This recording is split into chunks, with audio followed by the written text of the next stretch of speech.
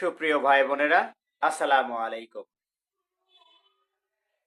আশা করি যে যেখানে আছেন সবাই সুস্থ আছেন, ভালো আছেন। এই প্রত্যাশায় এখন আপনাদের সামনে উপস্থিত হয়েছি। আমাদের শরীরে কোন কোন ভিটামিনের অভাবে কোন কোন রোগের লক্ষণ প্রকাশ পেতে পারে বা কোন কোন সমস্যা আমরা সম্মুখীন হয়ে থাকি। চলুন আমরা সেই ভিটামিনগুলোকে আমরা জেনে নেই যে কি হয়। ঠোঁট ফাটে, আপনারা জানেন যে ঠোঁট ফেটে যায় হচ্ছে ভিটামিন বি 2, ভিটামিন বি 6 এবং আয়রনের অভাবে। খুশকি, খুশকি মাথায় হয় হচ্ছে zinc, vitamin zinc, vitamin B 6, omega 3। তাহলে খুশকি মাথায় হচ্ছে জিঙ্ক, ভিটামিন বি 6 ও ওমেগা 3।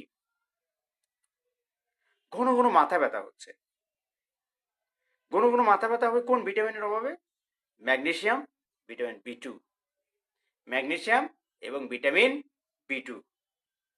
সব সময় ক্লান্ত লাগে শরীরে, আপনার শরীরে অবসাদ লাগে, এটা হচ্ছে ভিটামিন বি 12। এবং আয়রনের অভাবে, ভিটামিন ডির অভাবে আমাদের শরীর অবসাদ লাগে। চুল পড়া, চুল পড়া একটা বড় সমস্যা। কোন ভিটামিন অভাব হলে, ভিটামিনের অভাব হলে চুল পড়ে যায়? এখানে হরমোনও দায়ী আছে, তবে vitamin biotin B 7, biotin B 7, iron, vitamin D, vitamin zinc এর অভাবে আমাদের মাথায় চুল পড়ে যায়। শুষ্ক ত্বক, শুষ্ক ত্বক হয় কি জন্যে? খসখসে ত্বক হয় কেন?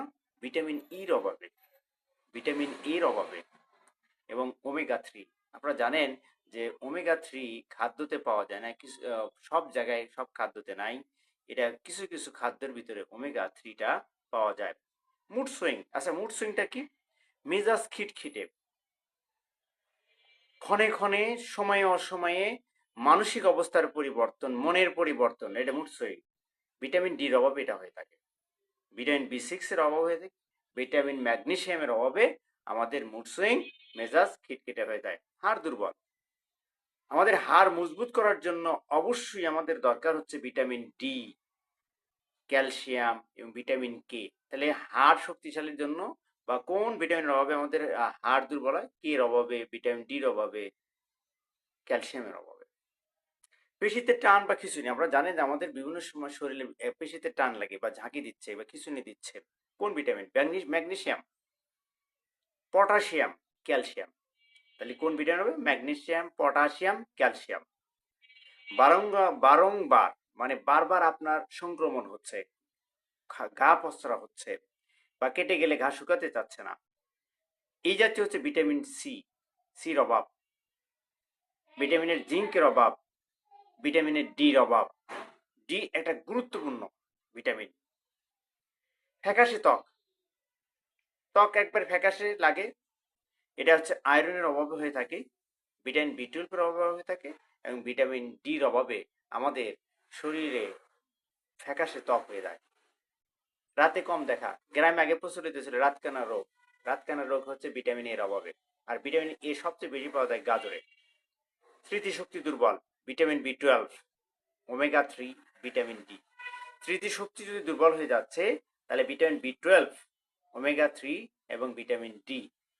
ক্ষত শুকাতে দেরি হয়, প্রোটিন এবং ভিটামিন সি, প্রোটিন এবং ভিটামিন সির অভাবে ক্ষত শুকাতে দেরি হয়। ঝিনঝিন অবসাদ, শরীরে ঝিনঝিন লাগে, অবসাদ লাগে, এটাও ভিটামিন বি 12, ভিটামিন বি 1 এবং বি 6। সুপ্রিয় ভাই বোনেরা, আমি যে কয়টা ভিটামিনের নাম বললাম বা বলেছি, সবগুলো ভিটামিন আমাদের খাদ্যতে পাওয়া যায়। আসুন আমরা খাদ্য গ্রহণের সময় আমরা এই জিনিসগুলো একটু নজর রেখে আমরা খাদ্য গ্রহণ করি। আমাদের এই সমস্ত ভিটামিনের অভাব যদি আমাদের শরীরে না হয়ে থাকে তাহলে আমাদের সুস্থ থাকবো। খাদ্য হচ্ছে প্রাকৃতিক মেডিসিন, আর স্বাস্থ্যই সম্পদ, স্বাস্থ্যই সকল সুখের মূল। সুখ যদি আনতে চায়, সুস্থতার বিকল্প কোনো কিছু নাই। সুস্থ পরিবার, সুস্থ ব্যক্তি জীবন, সুস্থ সমাজ এবং সুস্থ জাতি গঠনে আমাদের সুস্থতা অত্যন্ত প্রয়োজন। আমরা সবাই স্বাস্থ্যবিধি মেনে চলি, এবং খাদ্য গ্রহণের সময় আমরা ভিটামিন কোন খাদ্যে কি পরিমাণ আছে, কতটুকু দরকার, সেদিকে সচেতন থাকি, সুস্থ থাকি, ভালো থাকি। আল্লাহ হাফেজ। আসসালামু আলাইকুম।